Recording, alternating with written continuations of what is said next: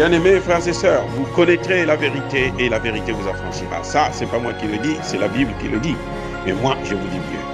Vous connaîtrez la vérité historique, notamment celle de vos ancêtres kémites, et vous aurez une vision globale de ce que c'est que la vraie souveraineté politique. J'ajoute, vous reviendrez à la spiritualité africaine ancestrale et vous comprendrez les enjeux de l'indépendance économique.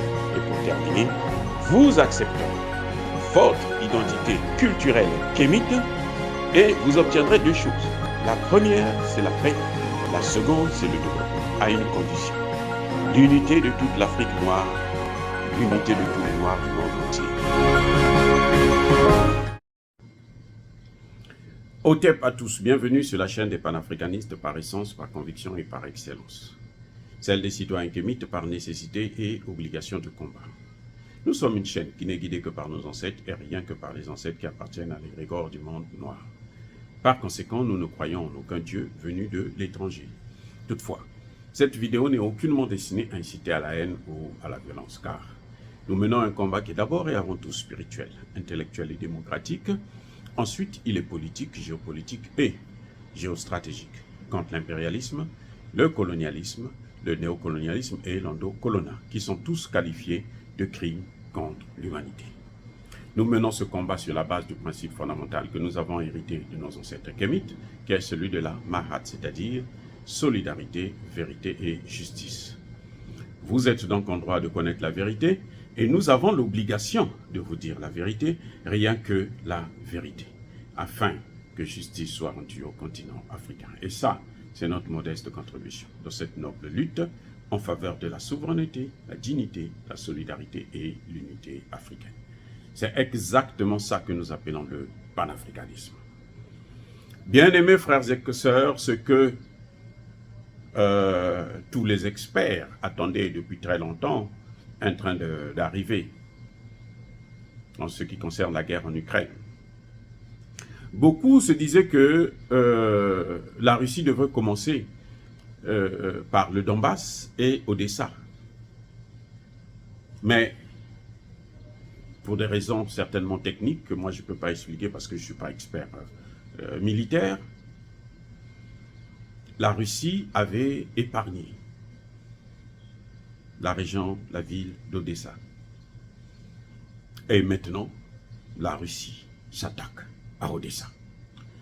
C'était évident, en fait. Hein, c'était évident parce que, vous savez, la Transnistrie était d'abord une partie de la Moldavie.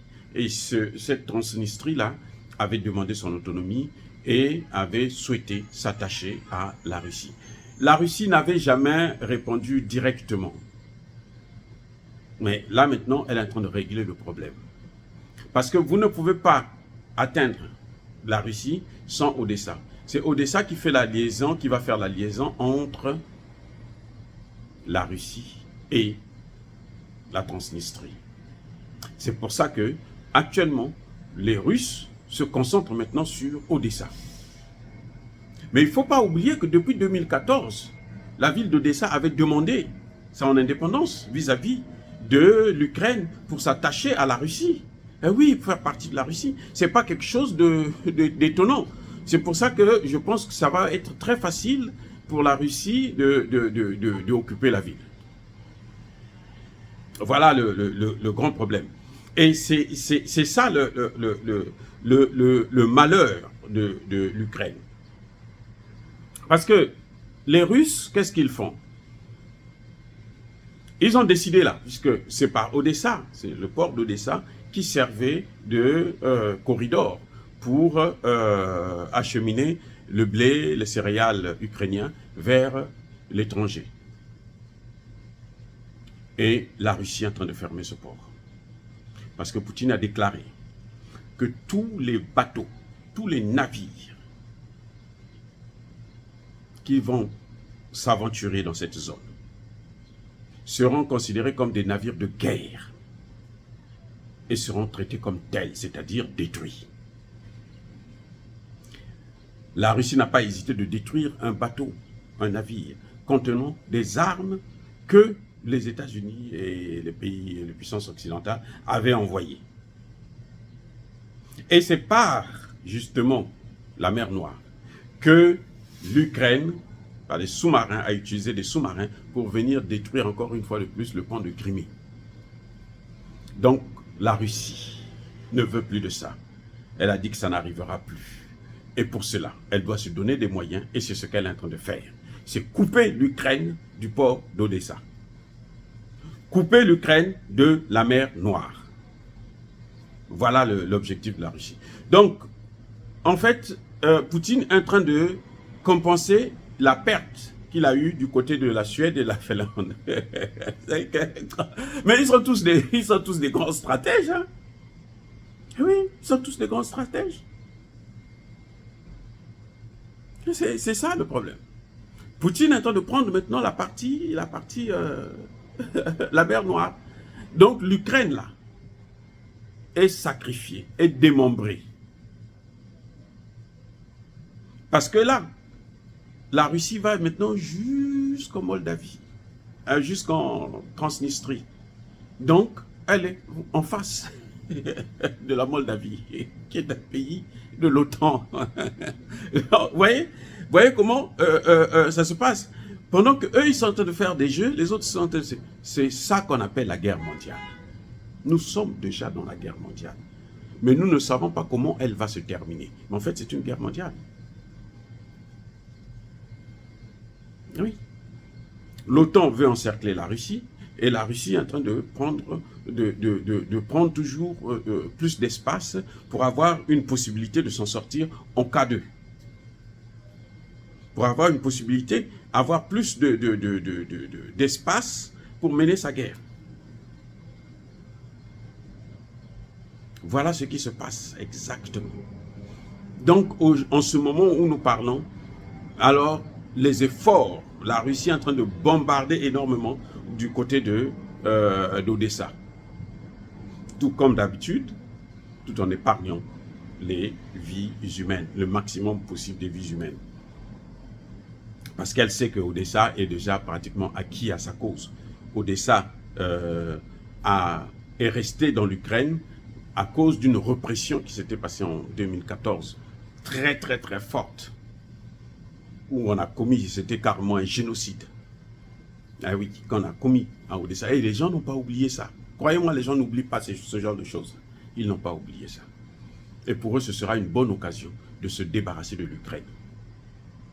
Et il y a un problème, c'est que les productions de céréales, c'est pour les Américains, ce sont des hommes d'affaires américains qui ont acheté toutes les terres et puis qui ont développé la production des céréales. Maintenant, ils vont tout perdre. Ou bien, ils seront obligés de passer par la Pologne pour faire acheminer ces céréales à l'étranger, ce qui ne favorise pas justement l'économie ukrainienne. C'est-à-dire que le coût de production sera maintenant plus élevé que ce qu'ils reçoivent. Mais c'est ça la guerre. La guerre, c'est un problème d'abord de stratégie, de méthode et de démarche. Ouais. Et surtout que, on le voit très bien qu'aujourd'hui, Poutine a décidé de ne pas partir en Russie. C'est pour bien se couper de ça, bien gérer cette affaire-là. Parce que vous allez voir, certainement qu'eux, ils attendaient le départ de Poutine quand il va voyager, il va se déplacer. Bon, après lui, pendant 4 jours au moins, nous, on va essayer de mettre le paquet, mais ils se sont trompés puisque Poutine a décidé de ne plus partir. Donc, Poutine va faire face à toutes ces situations-là lui-même et sur place. Voilà ce qui est en train de se passer actuellement en Russie. Nous y sommes dans cette guerre mondiale. Jusqu'au moment où nous parlons, les Russes sont en train de faire des exercices militaires avec les Chinois. Une amitié indéfectible, d'après eux. Ils sont en train de faire des exercices militaires avec les Chinois. Entre-temps, l'OTAN est en train de s'installer au Japon. Donc nous y sommes déjà dans la 3e guerre mondiale. On ne sait pas comment ça va se terminer, mais on est déjà dedans, les gars. Ne vous leurrez pas. C'est pour ça que les pays africains, écoutez-moi bien, Les pays africains doivent prendre leurs responsabilités pour s'organiser. En tant qu'État fédéral, ce qu'on appellerait les États-Unis d'Afrique. Oui, pour mieux faire face à ce qui est en train de venir. Ça, c'est mon conseil. Il faut déjà que les pays francophones puissent s'engager à se débarrasser de ce putain de céphale, cette corde au cou qu'ils ont là, qu'ils enlèvent ça. Ils se débarrassent de ça. La France est un pays super endetté et c'est un pays en déclin. Et ce n'est pas d'aujourd'hui, ça date depuis plusieurs années. La France vit sous perfusion de dettes et de l'argent qu'elle pille en Afrique. Nos réserves, qu'elle pille, qu'elle contrôle. À nous de comprendre le message. Dire cela, c'est inciter à la haine ou à la violence, non. Il y a ma colère, il y a ma laine. Encore une fois de plus, bien-aimés frères et sœurs, soyez bénis. Je persiste et je signe. Soyez abondamment bénis par le Dieu des Kémites et par nos ancêtres angélisés. Mais que tous ceux qui persécutent le continent africain, tous ceux qui le pillent et le déstabilisent, qu'ils soient noirs, blancs, chinois, arabes, indiens, qui qu'ils soient maudits, punis, foudroyés, neutralisés, écrasés, effacés par ce Dieu des Kémites et par nos ancêtres angélisés. Vive l'Afrique éternelle, j'ai dit et j'assume.